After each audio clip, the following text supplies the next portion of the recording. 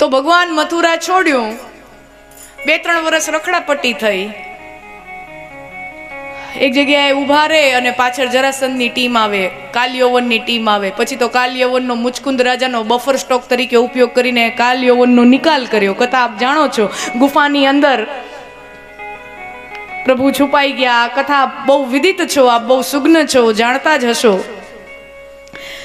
મુચકુંદ રાજાનો ઉપયોગ કરી કાલયવનને મરાવ્યો.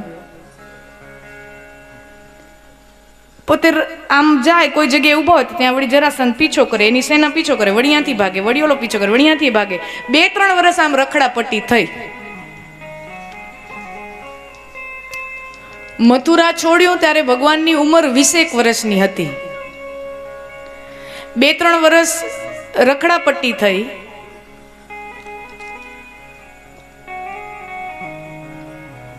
અને પછી ભગવાને નક્કી કર્યું કે હવે આપણે ક્યાંક ઠરીઠામ થવું જોઈએ, નહીતર આપણને દીકરી કોણ દે?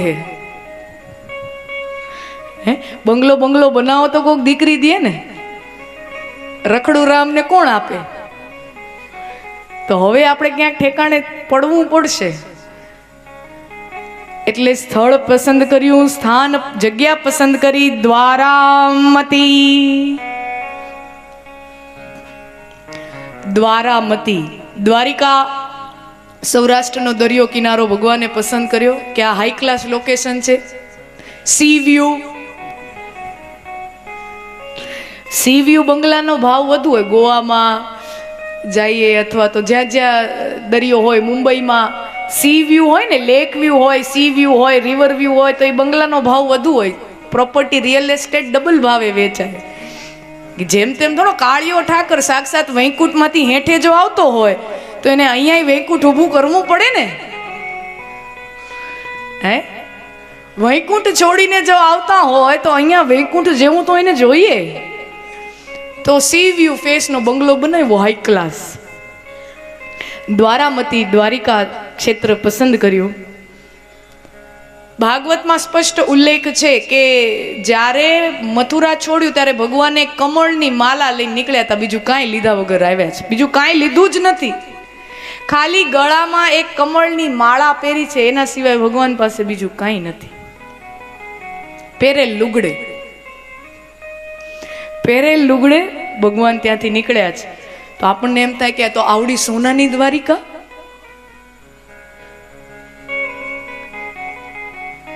શાકાલાકા બૂમ બૂમ, છું મંતર જાદુ મંતર છું, આપણને એમ કે એમ કરીને બનાવી હશે. કૃષ્ણ ભગવાને જીવનમાં કોઈ ચમત્કાર કર્યો જ નથી. શાકાલાકા બૂમ બૂમ કૃષ્ણ ભગવાને કર્યું જ નથી કે આમ છુમ ખુલ જા સિમ સિમ દરવાજા ખુલી જાય ને એ માયલો કૃષ્ણ ભગવાને કાંઈ કર્યું જ નથી. ભાગવતમાં સ્પષ્ટ ઉલ્લેખ છે.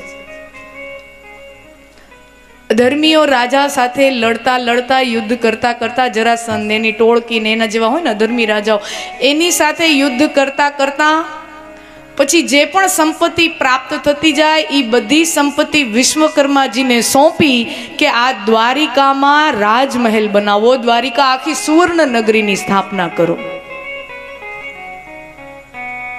પોતાના કાંડાના બળે દ્વારિકા ઊભી કરી છે.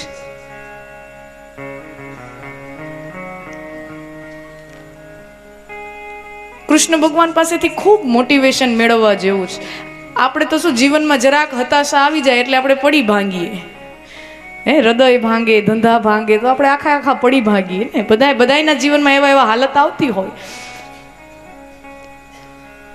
કૃષ્ણ ભગવાન કહે એક રાધા પાછળ રહી જાય તો શું વાંધો, એક રાધા મારી ગોકુળમાં પાછળ છૂટી ગઈ તો શું વાંધો, મારા કાંડાના બળે એવી સોનાની દ્વારિકાનું નિર્માણ કરીશ કે આગળ જતા કોઈ રૂકમણી મને પ્રેમ પત્ર લખશે. પ્રેમ ભગ્ન થઈ ગયો તો કઈ રેલવેના પાટા ગોતવાનો હોય, કેરોસીનના ડબલા ગોતવાનો હોય, પંખે લટકી જવાનું હોય? ધૂળ પડી પ્રેમમાં, રેલવેના પાટા ગોતે. અરે પોતાના વ્યક્તિત્વનું એવું નિર્માણ કરો, પોતાની પર્સનાલિટીને એવી ડેવલપ કરો કે આગળ જતા કોઈ રૂકમણી સામેથી તમને વરવા આવે, સામેથી કઈ મને લઈ જાઓ.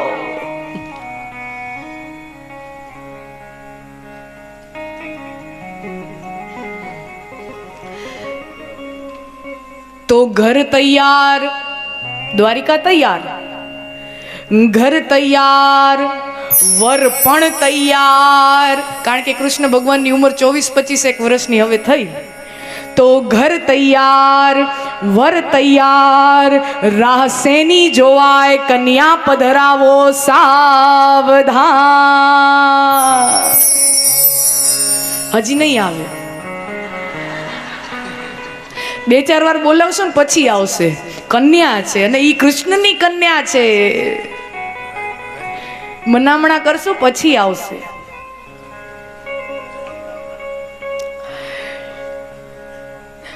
તો પછી સુખદેવજી મહારાજ પરીક્ષિત રાજાને કહે, પછી બંને ભાઈઓના લગ્ન થયા. મોટા ભાઈ બલરામજીનું લગ્ન થયું રૈવતક રાજાની પુત્રી રેવતી સાથે. માથેથી ગયું ને, હે માથેથી ગયું ને, બાઉન્સર ગયો ને, બીમર, બાઉન્સર એ નહીં, બીમર સીધો અહીંયા. આમાં કઈ ખબર જ ના પડી. રૈવતક પૂર્વતની પુત્રી રેવતી સાથે બલરામજીનું લગ્ન થયું. પહેલી વાર મેં વાંચ્યું ત્યારે મને બાઉન્સર જ ગયો હતો.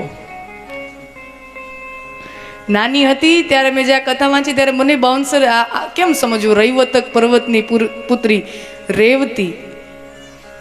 પણ જેને રૈવતક પર્વત, જે આપણે જેને વેદોમાં રૈવતક નામ અપાયું છે, વેદોમાં જે રૈવતક પર્વત તરીકે ઓળખાય છે એ બીજું કોઈ નહીં, આપણા જૂનાગઢનો ગઢડો ગિરનાર.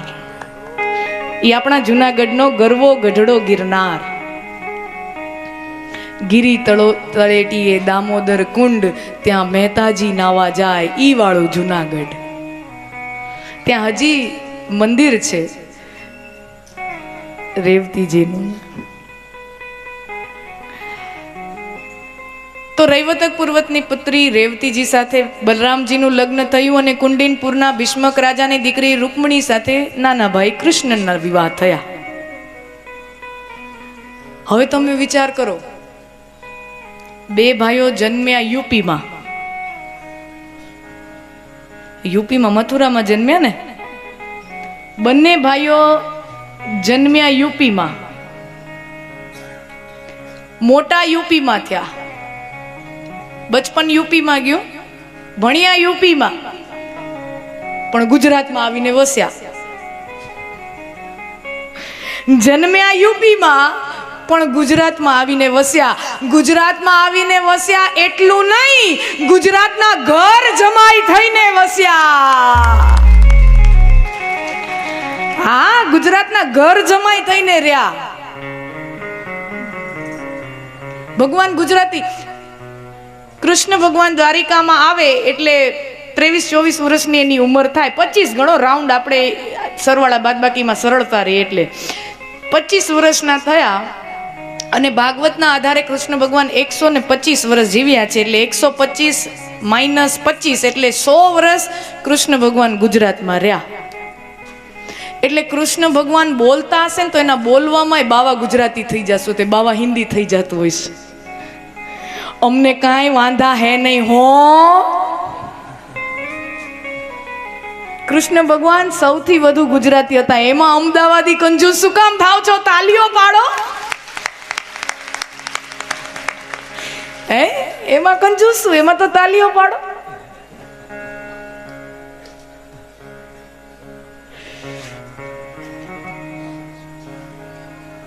પણ ભગવાન સૌથી વધુ ગુજરાતી હતા, એ વાત નક્કી. બાવા ગુજરાતી, બાવા હિન્દી.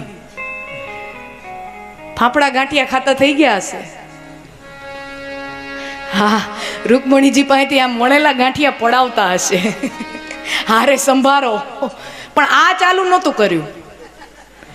100% કાઠિયાવાડમાં રહ્યા હતા, પણ ભગવાને આ ચાલુ કર્યું જ નહોતું. તો કુંડિનપુરના ભીષ્મક રાજાના દીકરી રૂકમણી સાથે કૃષ્ણ ભગવાનનો વિવાહ થયો. અને પરીક્ષિત સુખદેવજી મહારાજ ત્યાં વિવાહની કથા પૂર્ણ કરવા જાય ત્યાં પરીક્ષિત રાજા કે અમે અમારા સંસારીઓના લગ્નની ચર્ચા, એની વાતો અમે મહિના દી સુધી કરી.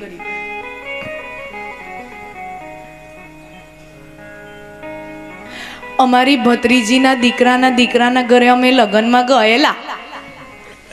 બકા, હું 7 દીમાં બકા બકા કરતી અહીંયાથી જઈશ. મને અહીંયા પછી હું બધાને બકા બકા કરીશ. આ કે ક્યાંથી આવી બકા? તમારે અહીંયા બકા કે ને, અમારે ત્યાં ભૂરો કે. એ ભૂરા એમ એમ એમ એમ ભાઈબંધને એમ બોલાય ભૂરા. તમારે એમ કે બકા અહીંયા.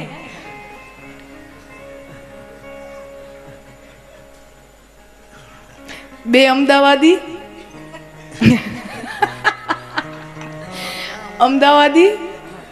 બાજુમાં કૂતરું સૂતું હશે. એ હાઈડ હાઈડ હાઈડ. તો ત્યાં બાજુ બેઠો બેઠો બસ સ્ટેશને કાઠિયાવાડી બેઠો. ઓલો અમદાવાદ, તમે બધા સોફ્ટ હો ને, તમે અમદાવાદમાં બધા એમ આમ કોમળ કોમળ માસૂમ માસૂમ હો. વડોદરામાં જાઓ, અમદાવાદમાં આવો તો માસૂમ માસૂમ લોકો હોય. એક્સક્યુઝ મી, હટો હટો. હવે એમ ઈ હટે. ઓલો કાઠિયાવાડી બસ સ્ટેશનમાં જોવે અડધી કલાકથી હટો હટો પ્લીઝ હટો.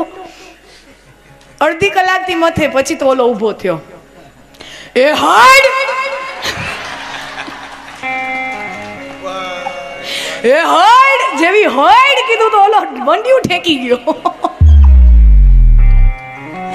હા,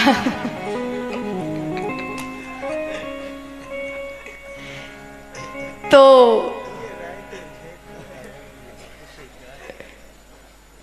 અમે અમારા સંસારીઓના વિવાહની વાતો કરી તો અમે 1 મહિના ચલાવી. અમે ઓના કાકાની દીકરીના ઘરે લગ્ન ગયા હતા તો ઓને ઓની સાડી આ પહેરેલી, ઓને ઓલું ઘરેલું પહેરેલું ને આમ કરેલું ને તેમ કરેલું. અને ભાઈ એના મામાને દીકરી તો ભાઈ સાહેબ એના કરતા તો અમારી કોમ વાળી હારા લુગડા પહેરે. એવી બધી તમે મહિના સુધી ચર્ચા કરો. અને સુખદેવજી, ભગવાનના લગ્નની કથા તમે 2 લીટીમાં પતાવી દીધી. વિસ્તારમાં કહો, વિસ્તૃત કહો. અને પછી સુખદેવજી મહારાજ વિસ્તારથી કહે કે કુંડિનપુર કતપર, ભાવનગરની બાજુમાં મહુવાની બાજુમાં કતપર ગામ છે. અમે હમણાં જ 1 મહિના પહેલા ગયા હતા ત્યાં. અને ત્યાં ભવાની માતાનું મંદિર હજી પણ છે કે જે મંદિરનો ઉલ્લેખ આમાં રૂકમણીજી કરે છે. જે મંદિરેથી કૃષ્ણ ભગવાન રૂકમણીજીનું હરણ કરીને અપહરણ કરીને લઈ જાય એ મંદિર હજી પણ છે. અને હજી એવી અવાવરી ને સુમસામ જગ્યાએ છે. 5,500 વર્ષ પછી પણ અમે જ્યારે ગયા હતા દિવસના અજવાળે, સવારે 10 વાગે અમે ગયા તોય અમને બીક લાગતી હતી. હારુભાઈ અહીંયા અવાય નહીં, આપણું હરણ થઈ જાય અહીંયા તો. હા, આમાં તો હરણ થાય એવી જ જગ્યા છે. અને કોઈનું અપહરણ કરવું હોય તો સુમસામ રસ્તા જ ગોતવા પડે ને. ગામના ચોકમાંથી કોઈના અપહરણ ન થાય.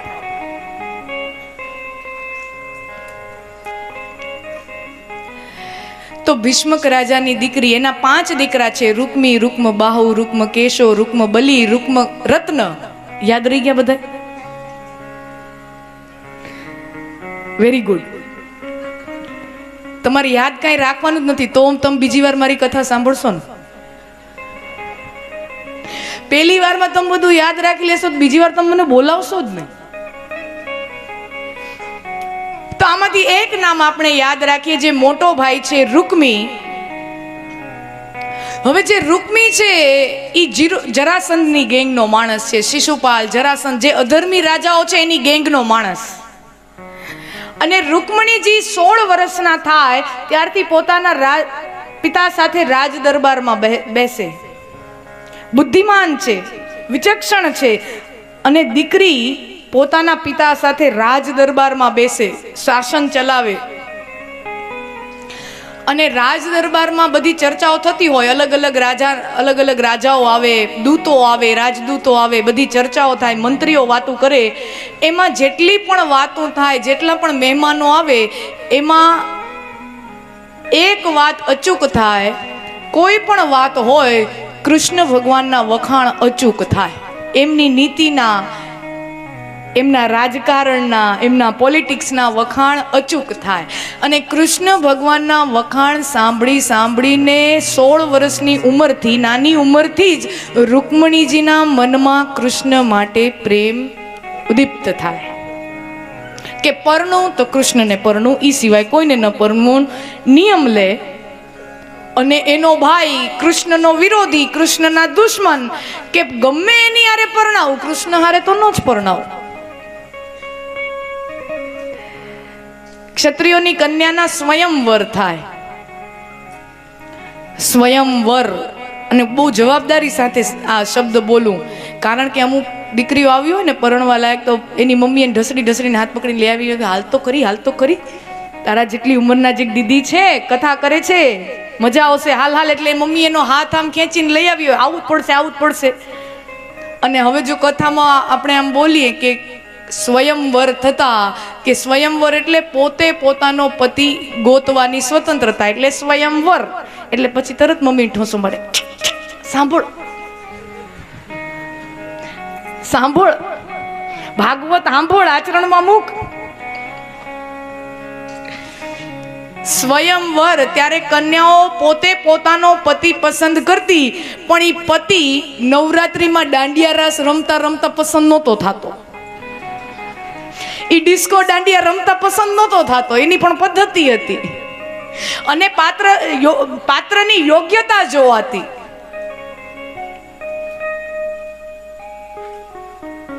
રાજકુંવરો હતા બધા, સ્વયંવરની અંદર જે આવે બધા રાજકુંવરો હોય, ગમે એલ ફેલ નો આવી જાય. સ્વયંવર છૂટ હોય, પણ એની પણ એક પાત્રતા હોય.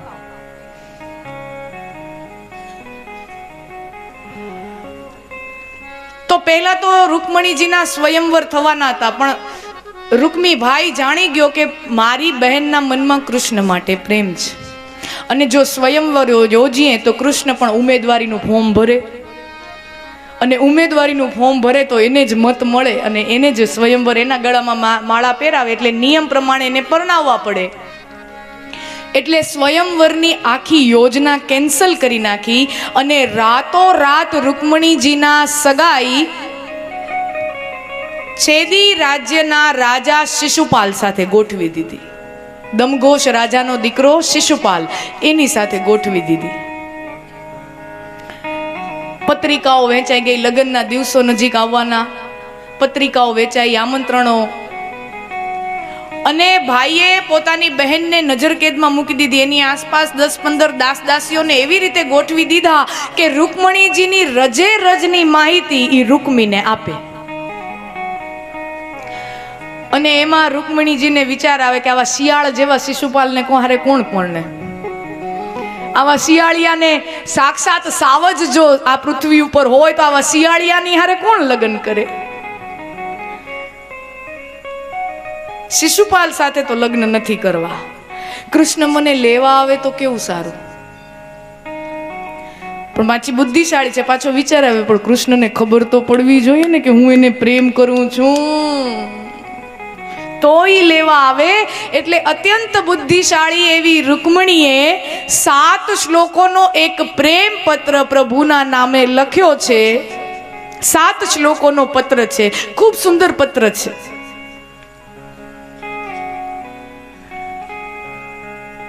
ક્યારેક સમય મળશે તો ફરી ક્યારેક એની ચર્ચા કરશું. કારણ કે આજના એ પત્ર એવો છે, હજી આજની તારીખે પણ દ્વારિકાના મંદિરમાં 5,500 વર્ષ પછી પણ નિત્ય દરરોજ કૃષ્ણ ભગવાનના કાનમાં આ રૂકમણીનો પ્રેમ પત્ર સંભળાવવામાં આવે છે. 5,000 વર્ષ પછી પણ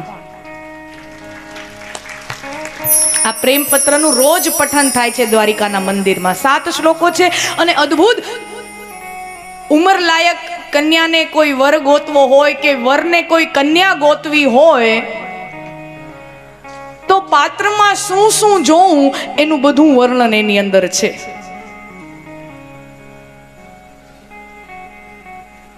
અને આજનો મોટા ભાગનો પ્રશ્ન જી છે, એવું હશે તો કાલ સવારના ભાગમાં આપણે આ પ્રેમ પત્ર લેશું, સમજવા જેવો છે. આજના યુગનો મોટામાં મોટો પ્રશ્ન જ છે બે પાત્રને ભેગા કરવા મા બાપ માટે. પહેલાના સમયમાં તો શું હતું, હવે આપણે છે ને ઓમ અધકચરા રહી ગયા ભારતમાં. વિદેશવાળાના મા બાપને તો કંઈ ચિંતા જ નહીં, તો 15-16 વર્ષના થાય તે દીના છૂટા જ થઈ જાય, એટલે એ લોકોને કંઈ ચિંતા જ ન હોય. અને એટલે એ બધું સારું છે એવું કહેવાનો મારો આશ્રય નથી, એના કંઈ વખાણ નથી થતા, પણ છતાંય ત્યાં એ કલ્ચર છે. ને આપણે ત્યાં આપણે આપણા છોકરાઓને પરણાવીએ, છોકરાઓને ત્યાં છોકરાઓ થાય તો એનો પણ પ્રસંગ આપણે ઉજવીએ, એના છોકરાઓને આપણે મોટા કરીએ, એના છોકરાઓના લગ્ન થાય ત્યાં સુધી આપણે બધામાં સાથે જોડાયેલા હોય, હે ને. હવે આપણી સમસ્યા એવું થઈ ગયું, ઓલા લોકોનું તો ઠીક છે કે બધું અલગ જ થઈ ગયા. હવે આપણે ન પૂરેપૂરા ભારતીય રહ્યા, ન પૂરેપૂરા મોડર્ન થઈ શકે, આપણે અધકચરા અધવચ્ચે આવીને રહી ગયા. એટલે આપણે હવે નવું શું ગોઈતું? થોડાક વર્ષોથી પહેલા તો તમે બધા જેટલા પણ વડીલો છો તમને ખબર નહીં હોય ને ગોઠવાઈ ગયું હશે, હે, તમારે બધાનું એમને એમ ગોઠવાઈ ગયું હશે. આમ ખોલ્યું ત્યારે જોયું, અચ્છા આવું છે, લોટરી લાગી અથવા તો બટકી ગયા. એને હોય, હો, તમને જોઈએ એમ નહીં, એને એવું જોઈએ લોટરી લાગી કે બટકી ગયા.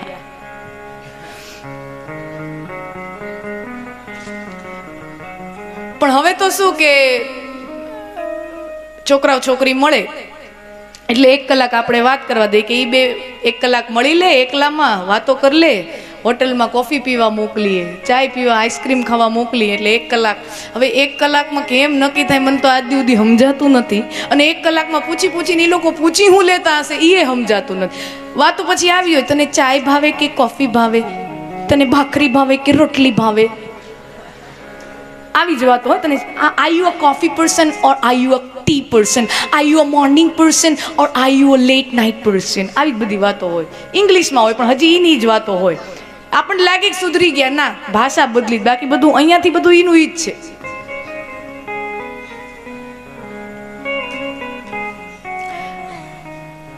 તને રોટલી ભાવે કે ભાખરી ભાવે? મને તો ભાખરી ભાવે. મને ભાખરી ભાવે. સેમ પીન, તો પડો ખાડામાં.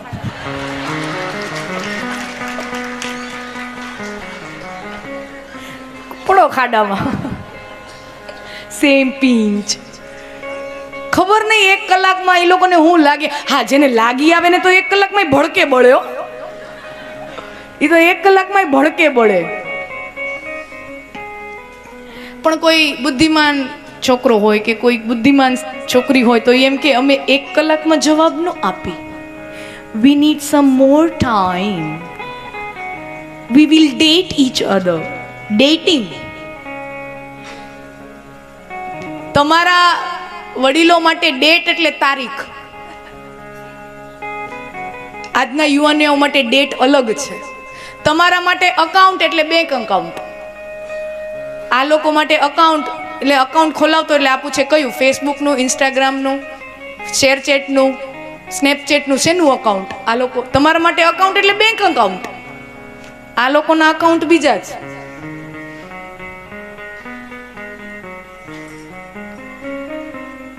એટલે શું કરે તો કે બીજે દિવસે 2 કલાક મળે, ત્રીજે દિવસે 3 કલાક મળે, ચોથે દિવસે 4 કલાક, અઠવાડિયું પછી રોજ મળે, પછી મહિનો વયો જાય, રોજ મળે, ડેટ કરે, એકબીજા સાથે વાતો કરે, એકબીજાને જાણે પહેચાણે, અને મા બાપને ચિંતા થાય. બધા આપણને જોવે છે, આવી રીતે આમ ફર્યા રાખો છો.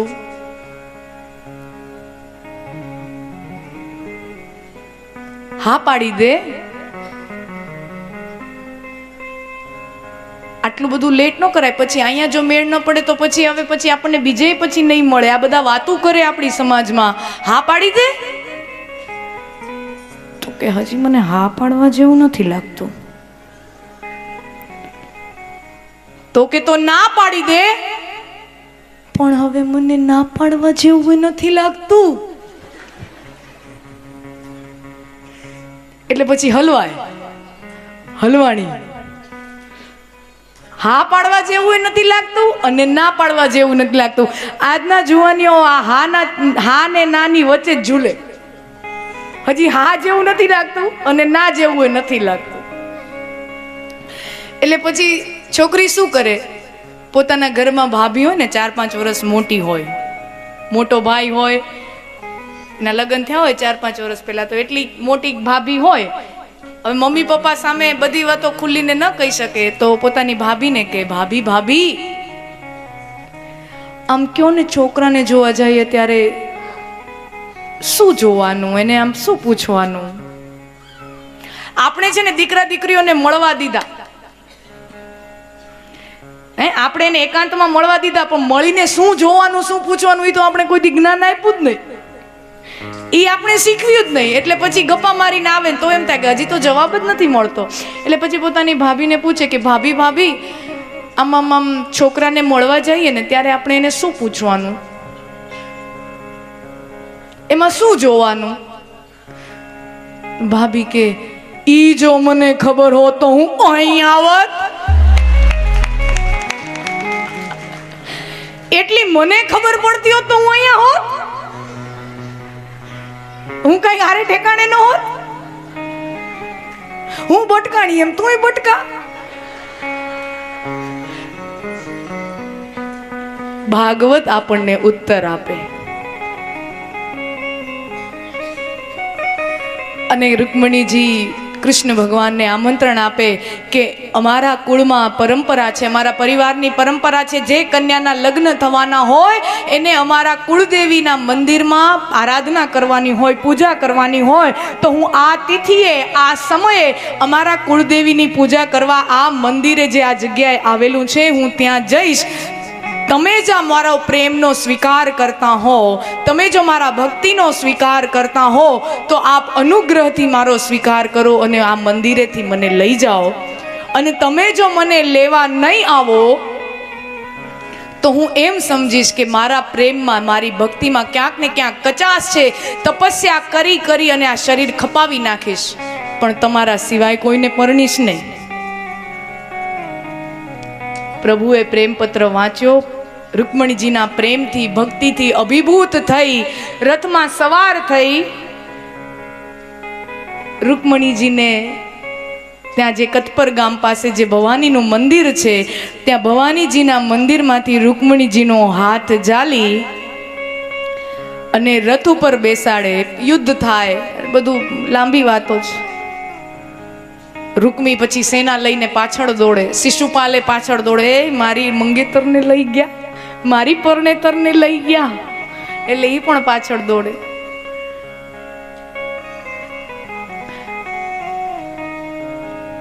હરણ થયું અને પછી વેદ વિધિ અને લોક વિધિથી કૃષ્ણજી અને રૂકમણીજીનો વિવાહ થયો. માધવપુરનો માંડવો ને જાદવોની જાન. અને કૃષ્ણ ભગવાનના વિધિવત રીતે લગ્ન થાય અને વરરાજા જ્યારે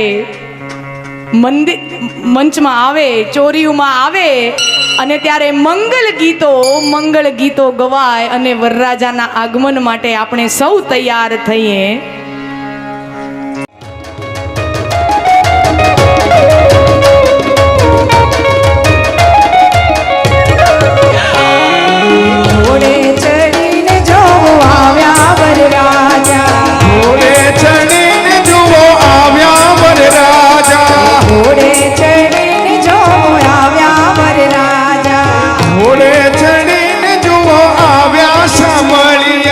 જો નજર ના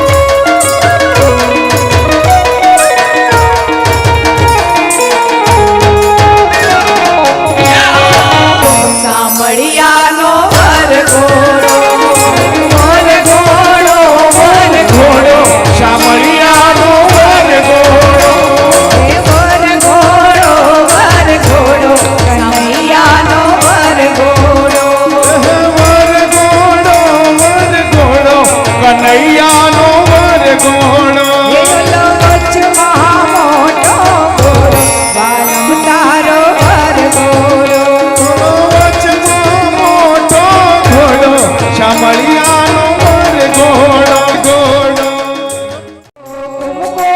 પગલે આવે માય રામા દેવી કુમકુમ પગલે આવે માય રામા બેની ઓ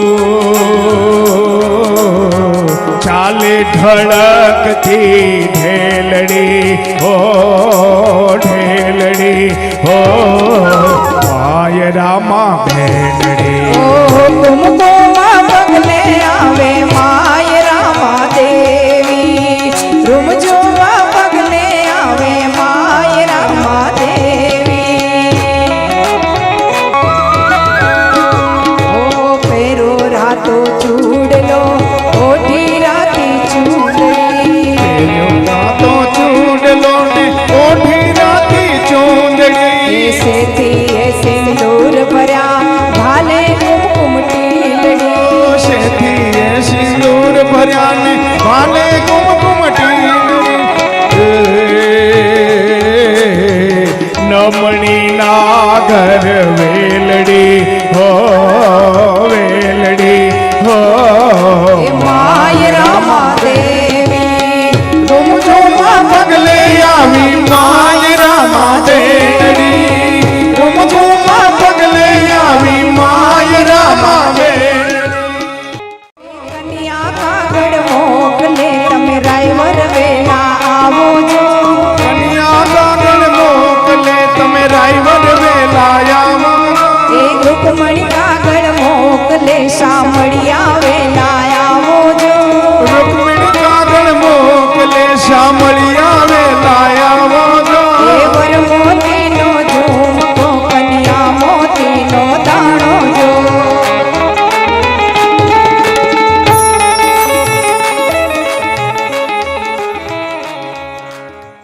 अगर ये वीडियो आपको पसंद आए तो लाइक करें और शेयर करना मत भूलिए और बेल आइकॉन पर क्लिक करना मत भूलिए लेटेस्ट वीडियो सबसे पहले पाने के लिए।